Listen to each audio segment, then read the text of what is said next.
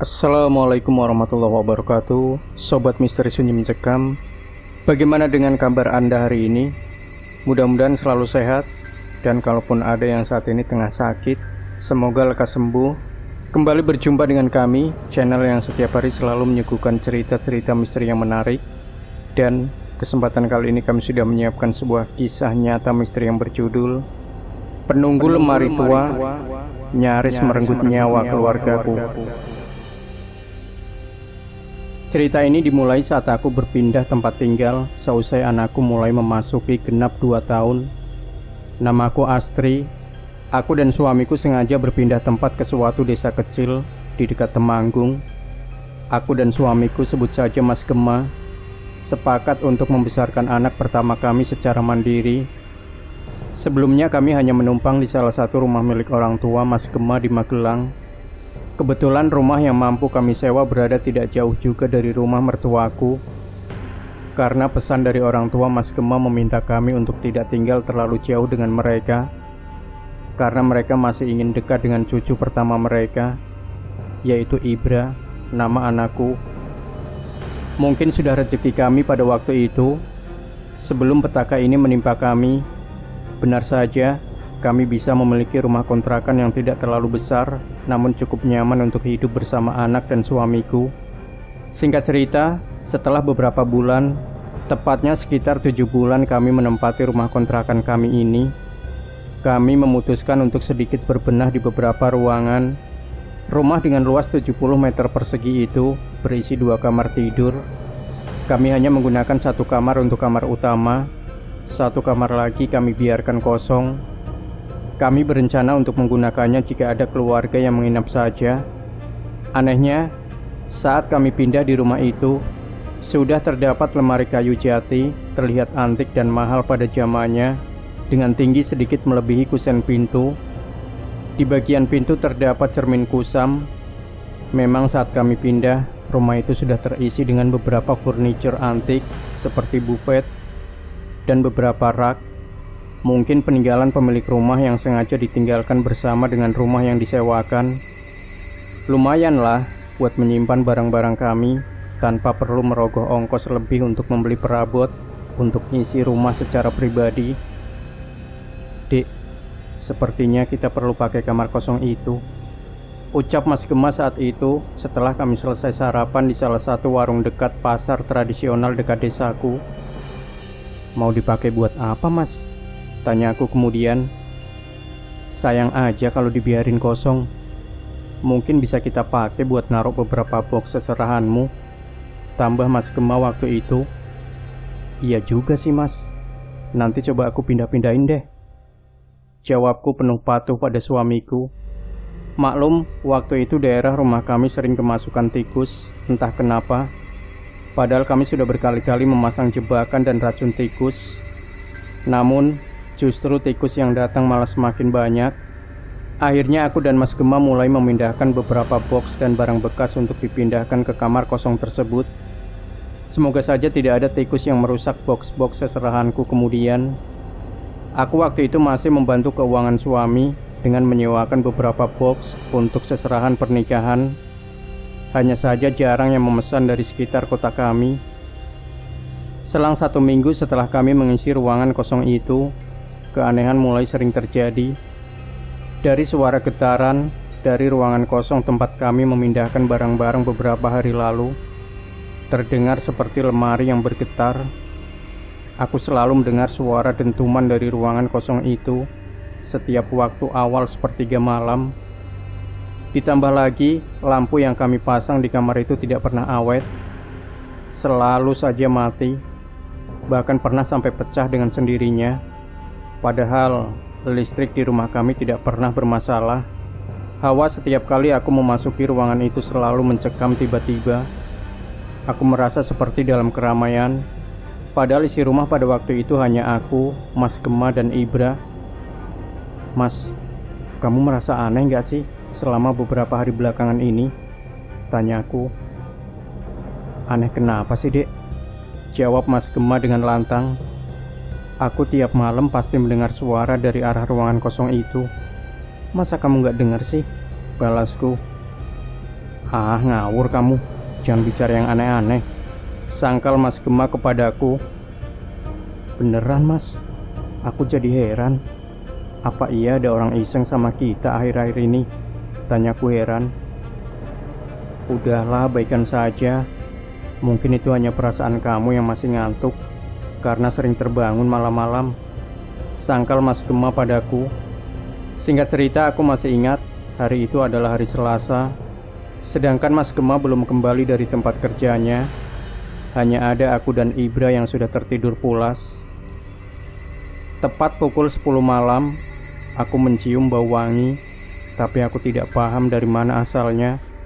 Semakin malam semakin santer menyengat indera penciumanku. Sampai akhirnya, di malam itu mulai terdengar sayup-sayup suara orang melantunkan langgam Jawa. Aku tahu ini bukan nyanyian Jawa yang biasa aku dengar. Nuansanya lebih gelap, seolah ada cerita dari setiap nada yang dilakukan. Bersamaan setelah aroma wangi itu, getaran dan dentuman dari lemari kembali terdengar. Kali ini sangat keras, ditambah suara sayup-sayup teriakan dan rintihan, seolah-olah mengisyaratkan orang yang sedang tersiksa dari ruangan tersebut. Seketika badanku bergetar. Ingin rasanya aku pergi dari rumah itu, namun aku takut mengganggu tidur anakku. Duk duk duk. Seperti orang mengetuk dari dalam lemari dengan tangan mengepal. Ya, aku masih hafal suara itu. Hingga akhirnya setelah sekian dentuman yang aku dengarkan, krek, aku mendengar suara pintu lemari yang terbuka. Yang sedari aku pindah di rumah ini, aku tidak pernah diberi kunci untuk membuka lemari itu. Langkah kaki yang berat mulai terdengar. Langkah yang berat dari ruang kosong itu menuju kamarku. Langkah itu syarat akan kuasa yang berat. Setiap tapaknya berdentum. Aku yakin aku tidak sedang bermimpi dengan menggigit kuku jari telunjuk sekuat mungkin. Dan benar, aku masih bisa merasakan sakitnya jari telunjukku. Dengan kondisi pintu kamar yang sedikit terbuka, sosok bayangan hitam tiba-tiba berdiri di depanku tanpa menggerakkan pintu sekalipun. Entah dari mana dirinya bisa memasuki kamarku saat itu. Yang tinggi kepalanya pun sampai menyentuh langit-langit plafon kamarku. Tangan kananku berusaha meraih selimut untuk berlindung, namun aku hanya bisa menggenggam sekencang mungkin sambil memeluk anakku Ibra agar dirinya tidak melihat kengerian pada malam itu. Krrrr, ojo diisi. Krrrr, ojo diisi. Kewalungo. Krrrr. Suara dari sosok dengan penampakan rambut tebal nan kotor menjulur dari kepala hingga lantai kamar kami. 5 menit lamanya sosok itu berada di depanku dengan nafas berat. Bau busuk dari sekujur tubuhnya pun tak luput menambah kengerian pada malam itu. Dan akhirnya aku yang berpikiran pendek pun sontak berteriak tak kuasa menahan rasa takut yang kualami. Jujur, aku bukan orang yang memiliki nyali untuk hal-hal gaib. Aku tidak merasa takut dengan cerita seram atau tontonan misteri.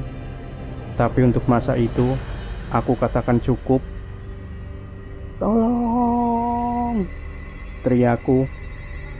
Seketika aku merasa lemas dan hanya gelap yang bisa kurasakan. Dek, bangun. Ayo buruan, siap-siap ke pasar. Sahut Mas Gema sambil menepuk bagian pahaku. Biasanya aku yang membangunkan Mas Gema dan Ibra setiap awal pagi. Sudah menjadi kebiasaan kami untuk makan sarapan di area pasar, sekalian untuk belanja keperluan masak harian kami. Iya mas, badanku rasanya gak enak banget.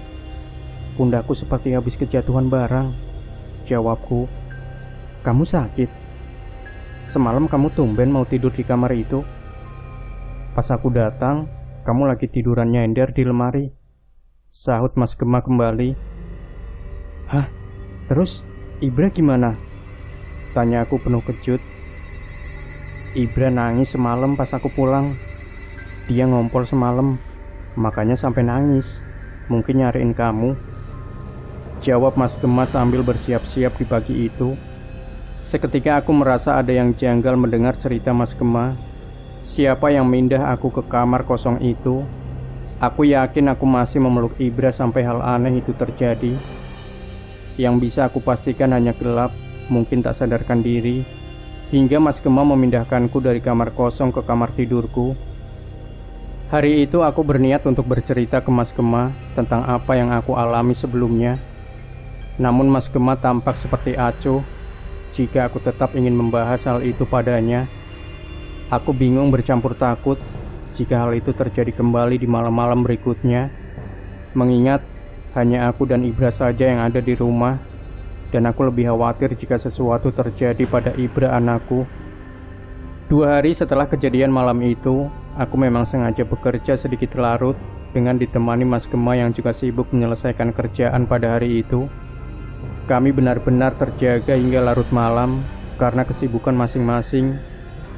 Aku yang berada di ruang tengah dan Mas Ibra berada di depan laptop dekat ruang tamu. Pukul 22:53 kurang lebih tepatnya, suara dentuman itu kembali terjadi. Kali ini dentuman pertama cukup keras. Tum, tum. Suara itu terdengar jelas olehku dan Mas Gema. Seketika suamiku sontak mencari sumber suara tersebut. Ia tidak lain ke arah kamar kosong itu. Aku ikut berada di belakang Mas Gema sambil memegang lengan suamiku. Kretek, kretek, tek. Suara garukan kuku menggaruk lapisan kayu yang jelas aku dengar. Seketika Mas Gema mengambil linggis di dapur. Mungkin pikirnya akan berguna jika ada sesuatu yang mengancam kami. Sewaktu pacaran di SMA, Mas Gema memang terkenal kakak kelas pemberani. Dia lahir dari keluarga non-agamis, jadi mereka kurang percaya dengan hal-hal mistis. Duk duk duk. Suara itu kembali terdengar kencang sambil diiringi bau busuk dari salah satu sudut dalam kamar kosong itu. Aku bisa pastikan bau itu berasal dari dalam lemari antik itu. "Keluar kamu! Jangan ganggu kami!" sahut Mas Gema kencang. Geruduk duk duk duk duk duk duk. Lemari seketika bergerak kencang. Hal yang mungkin menurutku perlu beberapa orang untuk memindahkannya. Kali ini lemari itu menunjukkan bahwa ada sesuatu yang besar tersimpan di dalamnya. Seketika lampu di rumah kami padam, mengisyaratkan sesuatu yang tak pernah kami tahu sedang menunjukkan keberadaan dengan amarah yang luar biasa. Aku melihat jelas ada tangan berkuku hitam lumayan besar, tidak seperti ukuran tangan pada umumnya, keluar membuka pintu lemari.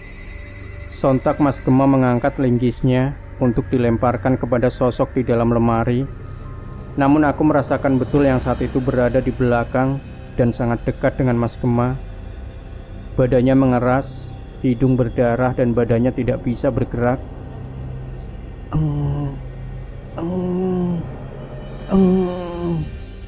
Suara mulus Mas Gema malam itu seperti menyuruhku untuk membawa Ibra dan lari meninggalkannya.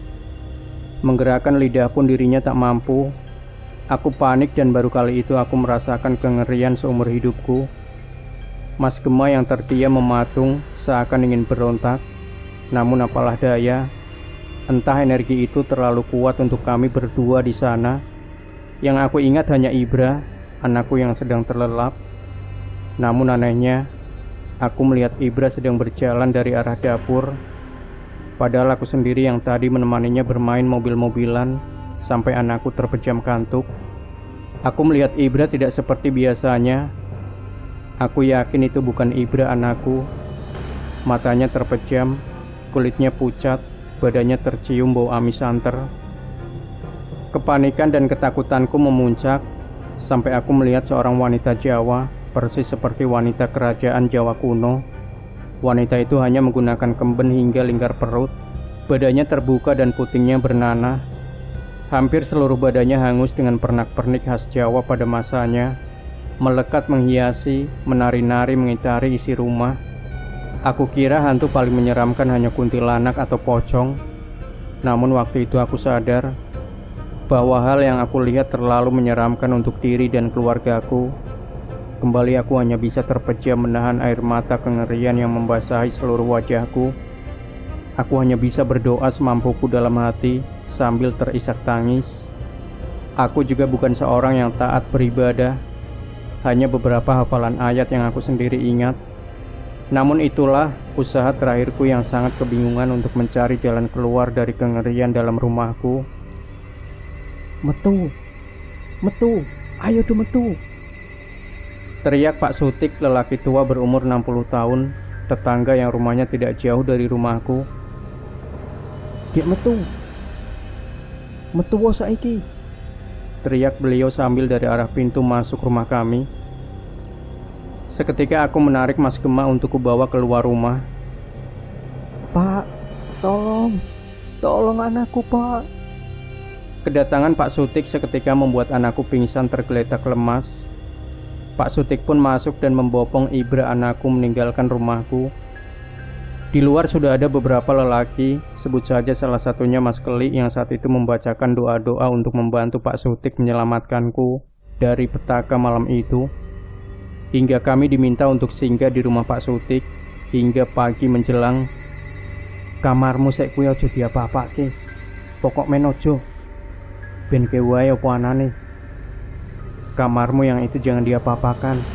Dibiarin saja apa adanya, ucap Pak Sutik tanpa melihatku sambil menghisap rokok lintingan dengan kepulan asap tercium bau menyan sekaligus. Kita salah apa Pak? Tanyaku yang mengerti bahasa Jawa, namun tidak bisa membalas dengan tata krama yang pantas. Mulai sesok tokke barang-barangmu. Kowe wis keliru. Mulai besok keluarkan semua barang-barangmu. Kalian sudah keliru, sahut penuh emosi Pak Sutik. Aku hanya bisa menelan ludah dan mengangguk menuruti perintah Pak Sutik dengan penuh tanya apa yang membuatku telah melakukan sebuah kesalahan. Lalu terdengar suara dari dalam dapur Pak Sutik. Kamu tidak tahu apa yang sudah kamu lakukan di rumah itu, Mbak? Imbuh Bu Gito, ibu-ibu umur 55 tahun dengan badan lumayan gempal, mengenakan kaos program tani Temanggung, keluar dari dalam dapur membawa minuman air putih hangat berisi air garam untuk kuminum. Kami tidak membenci keberadaan kalian, tapi mungkin apa yang kalian lakukan sudah mengganggu keberadaan mereka yang sudah bertahun-tahun lamanya. Demi keselamatan kalian, Ibu sarankan sebaiknya kalian untuk segera pindah saja, tambah Bu Gito. Suamiku masih tergeletak lemas di kursi panjang milik Pak Sutik, dan anakku sudah berada di kamar bersama istri Pak Sutik. Tanpa pikir panjang dan menanyakan alasan pasti, aku pun mengiyakan pesan dari kedua orang tua yang rumah mereka sebenarnya juga saling berjauhan. Mereka bukan pasangan suami istri, namun aku akan ceritakan pada kesempatan lain tentang hubungan Bu Gito dan Pak Sutik. Selama aku menempati rumah kontrakan itu, aku memang tidak terlalu dekat dengan warga sekitar.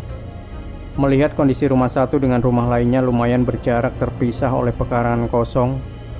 Mulai dari keesokan harinya, Bu Gito sering mendatangi rumahku untuk membawa garam beserta beberapa bunga macam rupa dalam pincuk atau wadah dari daun pisang untuk diletakkan di dalam kamar kosong rumahku. Bu Gito hanya menyuruhku untuk kembali rajin beribadah. Sesekali beliau mengajariku beberapa ayat untuk dihafal dan dibaca selepas maghrib. Genap 1 bulan setelah kejadian itu, kami mendapatkan kontrakan di daerah Temanggung Kota. Namun Bu Gito masih memintaku dan Mas Gema untuk sering mengunjunginya beberapa kali. Suatu saat kami pernah menanyakan pada Bu Gito tentang kesalahan apa yang membuat kami merasa ketakutan ketika menempati rumah itu. Jangan pernah dilihat, jangan dipindah, dan jangan diketuk. Hanya itu saja pesan dari Bu Gito kepada kami waktu itu. Demikian Sobat Misteri Sunyi Mencekam. Tinggalkan komentar Anda, like, share video ini, subscribe channel Sunyi Mencekam, dan kembali nantikan cerita-cerita misteri terbaru dari kami. Wassalamualaikum warahmatullahi wabarakatuh.